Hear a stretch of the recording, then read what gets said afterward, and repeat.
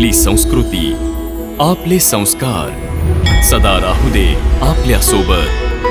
भारताच्या महान ग्रंथांचे आणि काव्यांचे संपूर्ण संकलन. सबस्क्राईब करा तिलक. आणि आता तू शत्रू सेनेच्या दिशेने बघ. सेनेच्या अग्रभागी उभे आहेत पितामह भीष्म, पांडवांचे आणि तुझे सर्वात मोठे शत्रू. पितामह आणि आमचे सगळ्यात मोठे शत्रू. आता तू तुझ्या दुसऱ्या महाशत्रूकडे बघ. आचार्य द्रोण, तुझे गुरुदेव. आणि त्यांच्या डावीकडे युवराज दुर्योधन. हे कौंतेय, जर का तुला पांडवांना विजयी करायचं असेल तर तुला या सगळ्यांचा वध करावाच लागेल. वध? कृष्ण, मी माझ्या सगळ्या सोयऱ्यांचा रक्तपात कसा काय करू शकतो? कसा करू शकतो? गुरुदेव तर आपल्यासाठी पिता आणि ईश्वरा समान असतात. मग मी त्यांचा अपमान कसा करू शकतो?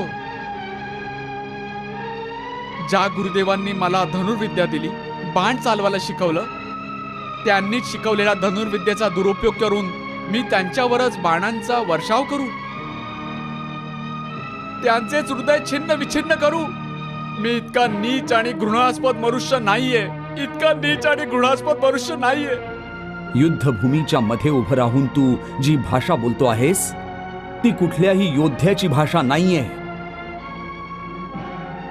आणि आज तेच हात तुझ्या हत्येसाठी उठले आहेत. सगळ्यांच्या हातामध्ये तुझ्या आणि पांडवांच्या वधाकरता तीर आणि तलवारी तळपतायत. हे तुझे आप्त का, ज्यांच्यासाठी तू प्रेम आणि आदराची भाषा बोलतो आहेस? हे अर्जुना, तू या क्षणी कुठल्या लग्न मंडपात नाहीयेस, तर युद्धभूमीवर उभा आहेस. आणि ज्यांना तू आपले स्वकीय समजतोयस ते या युद्धभूमीवर तुझं स्वागत आणि आदर सत्कार करायला आलेले नाहीयेत. ते सगळेच जण तुझं आणि तुझ्या भावांचं नाव त्यांच्या अस्त्रांवर लिहून आलेत. जरा बघ त्यांच्या डोळ्यात. त्यांच्या डोळ्यात तुझा आणि पांडवांचा मृत्यू बघायची तृष्णा आहे. आसुसलेत ते.